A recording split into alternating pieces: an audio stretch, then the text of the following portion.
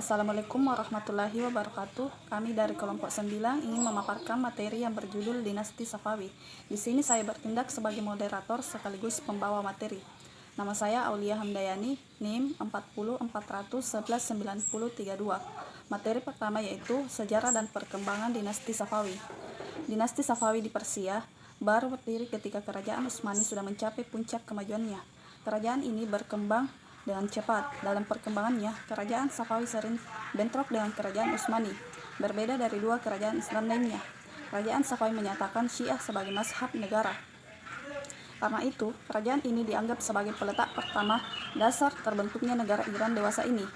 Kerajaan Safawi berasal dari sebuah gerakan tarekat yang berdiri di Ardabil. Tarekat ini bernama Tarekat Safawiyah.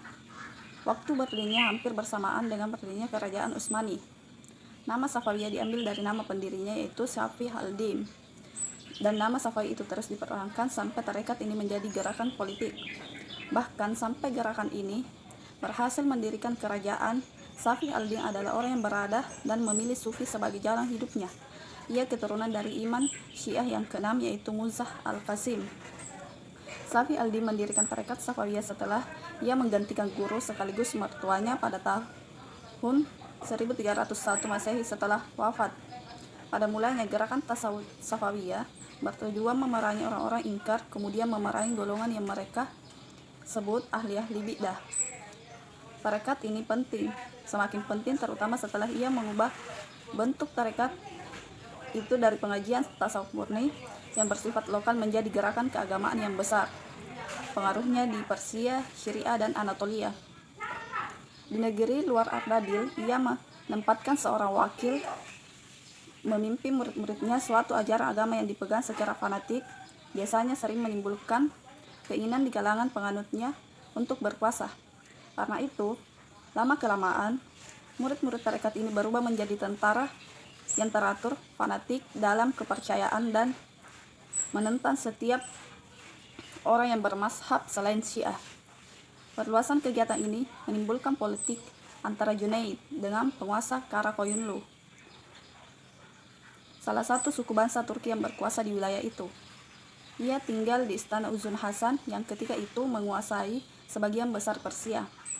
Pada tahun 1460 Masehi, ia mencoba merebut Sirkassia, tetapi pasukan yang dipimpinnya dihadang oleh tentara Sirwang. Karena itu, kepemimpinan kerajaan ini baru bisa diserahkan kepadanya secara resmi pada tahun 1470 Masehi. Dari perkawinan ini lahirlah Ismail yang kemudian hari menjadi pendiri kerajaan Safawi di Persia. Kemenangan Karakoyunlu tahun 1476 Masehi terhadap Karakoyunlu membuat gerakan militer Safawi yang dipimpin oleh Haidar dipandang sebagai rival politik oleh Karakoyunlu dalam meraih kekuasaan selanjutnya. Padahal Safawi adalah sekutu Karakoyunlu. Karakoyunlu berusaha melenyapkan kekuatan militer dari kekuasaan dinasti Safawi. Karena itu, ketika Safawi menyerang wilayah Sirkassia dan pasukan Sirwang, Karakoyunlu mengirim bantuan militer kepada Sirwang, sehingga pasukan Haidar kalah dan Haidar terbunuh dalam peperangan itu. Kepemimpinan gerakan Safawi selanjutnya berada di tangan Ismail, yang saat ini masih berusia 7 tahun. Pasukan ini terus berusaha memasuki dan menaklukkan Tabriz yang akhirnya berhasil merebut dari penduduknya. Di kota ini Ismail memproklamasikan sebagai raja pertama dinasti Safawi. Namun, Ismail bukan hanya menghadapi musuh yang sangat kuat, tetapi juga sangat membenci golongan Syiah. Karena keunggulan organisasi militer kerajaan Utsmani dalam peperangan ini, Ismail mengalami kekalahan. Malah Turki Utsmani di bawah pimpinan Sultan Salim dapat menduduki Tabriz. Kerajaan Safawi terselamatkan dengan pulangnya Sultan Utsmani ke Turki karena terjadi perpecahan di kalangan militer Turki di negerinya. Keadaan ini menimbulkan dampak negatif bagi kerajaan Safawi, yaitu terjadi persaingan segitiga antara pimpinan suku-suku Turki, pejabat-pejabat keturunan Persia dan Kizilbas dalam merebut pengaruh untuk memimpin kerajaan Safawi. Rasa permusuhan dengan kerajaan Utsmani terus berlanjut sepeninggal Ismail. Sekian materi yang dapat saya paparkan, dan materi selanjutnya akan dilanjutkan oleh teman kelompok saya. Assalamualaikum warahmatullahi wabarakatuh. Saya akan melanjutkan materi selanjutnya. Peperangan antara dua kerajaan besar Islam ini terjadi beberapa kali pada zaman pemerintahan Tahmasp I, Ismail II, dan Muhammad Qudabanda. Pada masa tiga raja tersebut, kerajaan Safawi dalam keadaan lemah. Di samping karena sering terjadi peperangan melawan kerajaan Utsmani yang lebih kuat, juga karena sering terjadi pertentangan antara kelompok-kelompok di dalam negeri. Kondisi memprihatinkan ini baru bisa diatasi setelah Raja Safawi kelima naik tahta. Usaha-usaha yang dilakukan Abbas I tersebut berhasil membuat kerajaan Safawi kuat kembali. Setelah itu Abbas I mulai memusatkan perhatiannya keluar dengan berusaha merebut kembali wilayah-wilayah kekuasaan yang hilang. Rasa permusuhan antara dua kerajaan yang berbeda aliran agama ini memang tidak pernah padam sama sekali. Abbas I mengarahkan serangan-serangannya ke wilayah kekuasaan kerajaan Utsmani itu. Pada kekuasaan Abbas I merupakan puncak kejayaan kerajaan Safawi. Secara politik, ia mampu mengatasi berbagai gemalut di dalam negeri yang mengganggu stabilitas negara dan berhasil merebut kembali wilayah-wilayah yang pernah direbut oleh kerajaan lain pada masa raja-raja sebelumnya. Kemajuan yang dicapai kerajaan Safawi tidak hanya terbatas di bidang politik. Saya akan melanjutkan materi selanjutnya, yaitu penyebab kemunduran kerajaan Safawi. Sepeninggal Abbas I, kerajaan Safawi berturut-turut diperintah oleh 6 raja, yaitu Safi Mirza, Abbas II, Sulaiman, Husain, Tasmap II, dan Abbas III. Pada masa raja-raja tersebut, kondisi kerajaan Safawi tidak menunjukkan grafik naik dan berkembang, tetapi justru memperlihatkan kemunduran yang akhirnya membawa kepada kehancuran. Kota Kandahar lepas dari kekuasaan kerajaan Safawi diduduki oleh kerajaan Mughal. Meskipun demikian, dengan bantuan wazir-wazirnya, pada masanya kota Kandahar dapat direbut kembali. Ia berhasil mempersatukan pasukannya dengan pasukan Ardabil.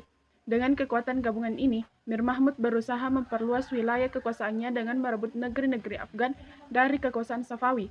Karena desakan dan ancaman Mir Mahmud, Shah Hussein akhirnya mengakui kekuasaan Mir Mahmud dan mengangkatnya sebagai gubernur di Kandahar. Pada tahun 1722 Masehi, Shah Hussein menyerah dan Mir Mahmud memasuki kota Isfahan dengan penuh kemenangan. Salah seorang putra Hussein bernama Tasmap II memproklamasikan dirinya sebagai raja yang sah dan berkuasa atas Persia dengan pusat kekuasaannya di kota Astarabat. Pada tahun 1726 Masehi, Tasmap II bekerja sama dengan Nadir Khan dari suku Aspar untuk memerangi bangsa Afgan yang menduduki Isfahan Ashraf dan dikalahkan oleh pasukan Nadir Khan. Dengan demikian, dinasti Safawi kembali berkuasa. Dengan demikian, berakhirlah kekuasaan dinasti Safawi di Persia. Di antara sebab-sebab kemunduran dan kehancuran kerajaan Safawi ialah konflik berkepanjangan dengan kerajaan Utsmani. Konflik antara dua kerajaan tersebut berlangsung lama. Penyebab lainnya adalah dekadensi moral yang melanda sebagian para pemimpin kerajaan Safawi ini turut mempercepat proses kehancuran kerajaan tersebut.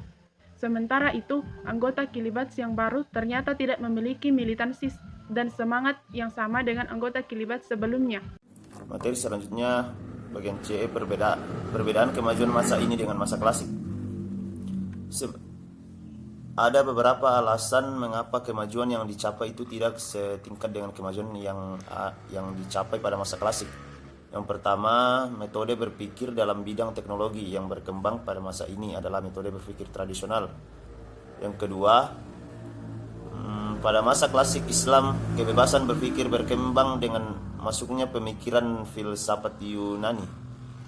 Yang ketiga, Al-Ghazali tidak hanya menyerang pemikiran filsafat pada masanya, tetapi juga menghidupkan ajaran tasawuf adalah tawakal. Yang keempat, sarana-sarana untuk pengembangan ilmu pengetahuan dan pemikiran yang disediakan masa klasik seperti perpustakaan dan karya-karya ilmiah baik yang diterjemahkan dalam bahasa Yunani, Persia, India, dan Syria maupun dari bahasa lainnya. Yang kelima, kekuasaan Islam pada masa tiga kerajaan Islam besar dipegang bangsa Turki dan Mongol yang lebih dikenal sebagai bangsa yang suka perang ketimbang bangsa yang suka ilmu. Yang keenam, pusat-pusat ilmu pada masa ini tidak berada di wilayah Arab dan tidak pula oleh bangsa Arab.